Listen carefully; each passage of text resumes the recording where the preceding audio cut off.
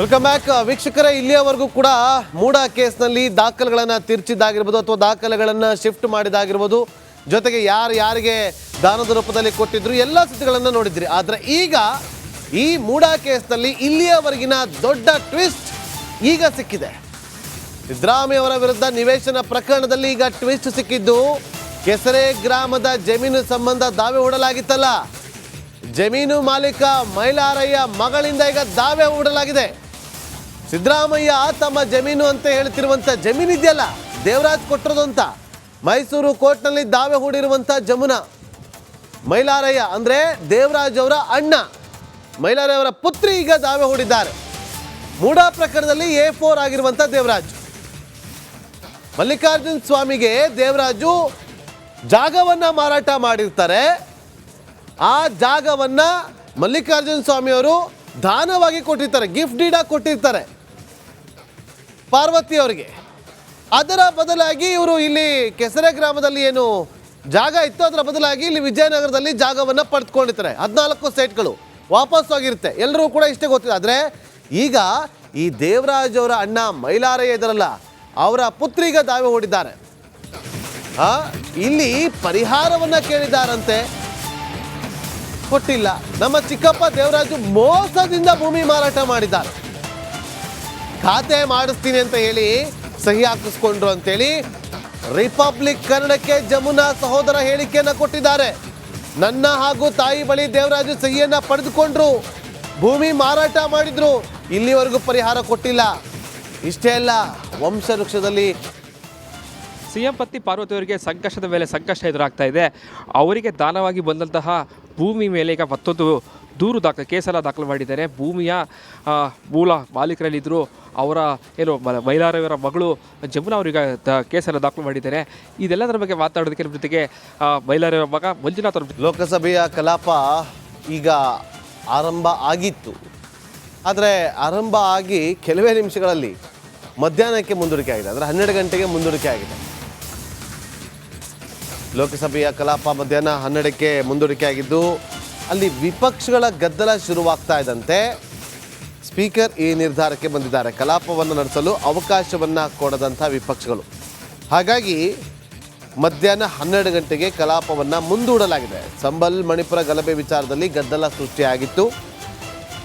ವಿಪಕ್ಷಗಳು ಇದೇ ವಿಚಾರವನ್ನು ಇಟ್ಕೊಂಡು ಸರ್ಕಾರದ ವಿರುದ್ಧ ಘೋಷಣೆ ಕೂಗೋದಕ್ಕೆ ಶುರು ಮಾಡಿದ್ರು. ಕಲಾಪ ಆರಂಭ ಆಗೋದಕ್ಕೆ ಬಿಟ್ಟಿಲ್ಲ ವಿಪಕ್ಷದ ನಾಯಕರು.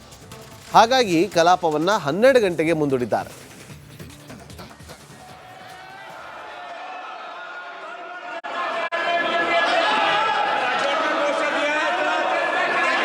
प्रश्न संख्या 21 श्री अरुण गोविल। क्वेश्चन नंबर 1 माननीय मंत्री जी, उत्तर सदन के पटल पर रखा हुआ है। माननीय सदस्य,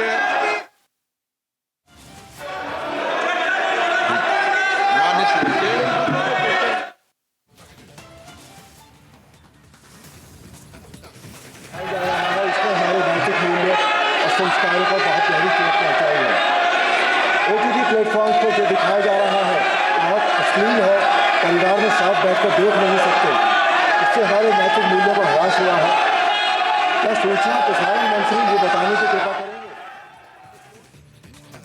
ಕಲಾಪ ಆರಂಭ ಆಗುತ್ತೆ. ಕಲಾಪ ಆರಂಭ ಆಗ್ತಾ ಇದ್ದಂತೆಯೇ ಅಲ್ಲಿ ವಿಪಕ್ಷದ ನಾಯಕರೆಲ್ಲರೂ ಕೂಡ, ವಿಪಕ್ಷದ ಸದಸ್ಯರೆಲ್ಲರೂ ಕೂಡ ಈ ಮಣಿಪುರ ಗಲಾಟೆ ಆಯ್ತಲ್ಲ, ಆ ಗಲಭೆ ವಿಚಾರ ಅದು ಮಾತಾಡಿಸ್ತಾ ಹೋಗ್ತೀನಿ. ಸರ್, ಈ ಪ್ರಕರಣ ಏನು, ನೀವು ಯಾವ ಕೇಸ್ ಹಾಕಿದ್ರಿ ಸರ್? ಸರ್, ಈಗ ನಮ್ಮ ಜಮೀನು ಬಗ್ಗೆ ಅನ್ಯಾಯದಿಂದ ನಾವು ದಾವೆ ಹೂಡಿದ್ದೀವಿ. ಈಗ ಒಂದು 3-4 ತಿಂಗಳಿಂದ ನಾವೀಗ ಕೇಸ್ಗೆ ಹಾಕಿದ್ದೀವಿ ಸರ್. ಅದೇ ನಿಮ್ಗೆ ಯಾವಾಗ ಭೂಮಿ ಬಂತು ಸರ್? ಯಾವಾಗ ಭೂಮಿ ಮಾರಾಟ ಮಾಡಿದ್ರು ನೀವೇನು ಬರ್ಕೊಟ್ಟಿದ್ದೀರಾ, ಹೇಗೆ ಅಂತ ಸರ್? ಅದೇ ಈಗ ನಮ್ಮ ತಂದೆಯವರಲ್ಲಿ ಹೆಸರಲ್ಲಿದ್ದಂಥ ಜಮೀನನ್ನು ಅವರು ನಮ್ಮ ಚಿಕ್ಕಪ್ಪ ದೇವರಾಜ್ ಅವರು ನಿಮ್ಮ ಹೆಸರು ಖಾತೆ ಮಾಡಿಸ್ಕೊಡ್ತೀವಿ ಅಂತ ಹೇಳ್ಬಿಟ್ಟು ಅವರು ನಮಗೆ ಗೊತ್ತಿಲ್ಲದಂತೆ ಮಾರಾಟ ಮಾಡಿದ್ದಾರೆ. ಎಷ್ಟೇ ಇಸ್ವಿಲಿ ಅವ್ರಿಗೆ ಬರ್ಕೊಟ್ರಿ ಸರ್? ನೀವು ಅಂತ ಬರ್ಕೊಟ್ರೆ ಹೇಗೆ ಅಂತ ಸರ್? ಖಾತೆ ಮಾಡಿಸ್ಕೊಡ್ತೀನಿ ಅಂದ್ಬಿಟ್ಟು ನಮ್ಗೆ ಸೈನ್ ತಗೊಂಡ್ರು. ಹೆಚ್ಚು ಕಡಿಮೆ ಒಂದು 92-93 ಇಸ್ವಿನಲ್ಲಿ ಅವರು ಖಾತೆ ಮಾಡಿಸ್ಕೊಡ್ತೀನಿ ಸೈನ್ ಹಾಕೊಂಡ್ರು. ಮಾರಾಟವನ್ನು ಮಾಡ್ಬಿಟ್ಟು ನಮ್ಗೆ ಗೊತ್ತಿಲ್ಲದೆ ಮಾರಾಟ ಮಾಡಿದ್ದಾರೆ. ಯಾರ್ಯಾರು ಸೇಲ್ ಹಾಕೊಟ್ರಿ ಸರ್ ಅವತ್ತು ಖಾತೆ ಮಾಡೋ ಸಂದರ್ಭದಲ್ಲಿ? ನಮ್ಮ ತಾಯಿ ಇಬ್ಬರು. ಓಕೆ. ನಿಮ್ಮ ತಂದೆಯವ್ರು ತೀರೋಗಿದ್ರು. ಓಕೆ. ನಿಮ್ಗೆ ಒಟ್ಟು ನಿಮ್ಮ ಅಕ್ಕ ತಂಗಿನ ಯಾರಿದ್ದಾರೆ, ಹೇಗೆ ಸರ್ ಅಂತ? ಅಕ್ಕ ಜಮುನಾ ಒಬ್ಬರೇ. ಅವ್ರು ಯಾಕೆ ಸೈನ್ ಹಾಕೊಟ್ಟಿಲ್ಲ ಸರ್ ಅವತ್ತು? ಅವರು ಕರೀಲಿಲ್ಲ ಸೈನ್ ಕೊಡಿ ಅಂತ. ಓಕೆ. ಹಾಗಾಗಿ ಅವ್ರು ಕೈ ಬಿಟ್ಟು ನಮ್ಮ ಕೈಲಿ ತೊಗೊಂಡದ್ನೇ ಇವರು ಮಾಡಿಬಿಟ್ರು, ಅವ್ರು ಬೇಕಿಲ್ಲ ಅಂತ. ಒಂದು ವಂಶವೃಕ್ಷದಲ್ಲೂ ಕೂಡ ಅವ್ರ ಹೆಸರು ಇಲ್ವಲ್ಲ ಸರ್, ಜಮುನಾ ಅವರು ಅಂತ? ವಂಶವೃಕ್ಷ ಹಾಗೇನು ಮಾಡಿಸಿರಲಿಲ್ಲ ಅಂತ ಕಾಣುತ್ತೆ. ಓಕೆ. ಹಾಗಾಗಿ ಅವ್ರನ್ನ ಕೈ ಬಿಟ್ಟಿದ್ದಾರೆ ಅವರು. ಓಕೆ. ಫ್ಯಾಮಿಲಿ ಇಷ್ಟು ಜನ ಇದ್ದಾರೆ ಅಂತ ಗೊತ್ತಿದ್ರು ಅವರು ಕೈ ಬಿಟ್ಟು ಮಾಡ್ಕೊಂಡಿದ್ದಾರೆ ಅವರು. ಈಗ ಮಲ್ಲಯ್ಯ ಅವ್ರು ತೀರೋದ್ರು, ತದನಂತರ ಬೈಲ ನಿಮ್ಮ ತಂದೆಯವರು ತೀರೋದು ಸರ್, ಅದಾದಮೇಲೆ ಹಕ್ಕು ನಿಮಗೆ ಬರುತ್ತೆ. ಹೌದು.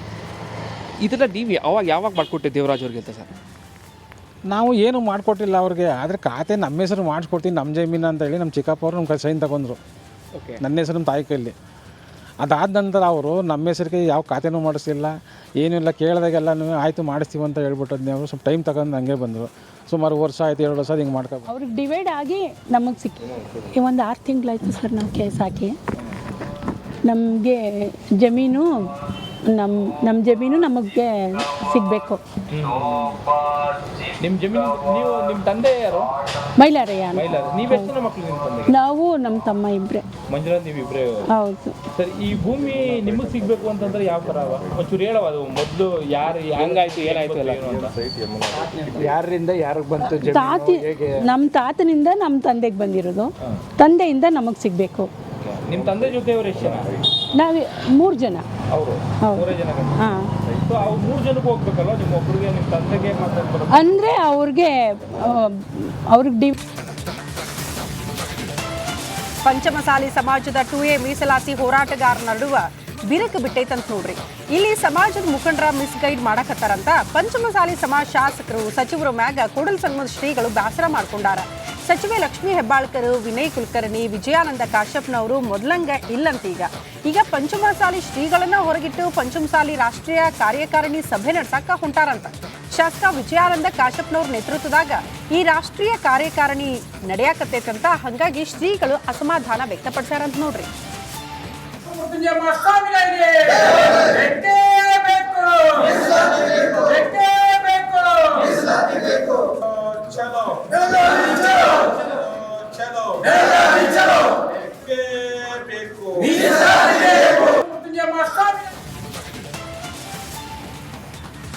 ಇನ್ನ ಬೆಳಗಾವಿ ಅಧಿವೇಶನ ಹೊತ್ನ್ಯಾಗ ಪಂಚಮಸಾಲಿ ಹೋರಾಟ ಬ್ಯಾಡ ಅಂತ ವಿಜಯಾನಂದ ಕಾಶ್ಯಪ್ನವ್ರು ಹೇಳಾಕತ್ತಾರಂತ. ಯಾವುದೋ ಕಾರಣಕ್ಕೂ ಶ್ರೀಗಳು ಹೋರಾಟಕ್ಕೆ ಬೆಂಬಲ ನಾವು ಕೊಡಂಗಿಲ್ಲ, ಶ್ರೀಗಳು ಒಂದು ಪಕ್ಷದ ಪರ ಕೆಲಸ ಮಾಡಕತ್ತಾರ ಅಂತ ವಿಜಯಾನಂದ ಕಾಶ್ಯಪ್ನವರು ಆರೋಪ ಮಾಡ್ಯಾರಂತ ನೋಡ್ರಿ. ಇದ್ರಾಗ ಯಾರು ಬೇಕಾದರೂ ಸಭೆ ಮಾಡಲಿ, ಅದು ಸಮಾಜದ ಒಳತಿಗಾಗಿರ್ಲಿ ಅಂತ ಶ್ರೀಗಳು ಹೇಳ್ಯಾರ.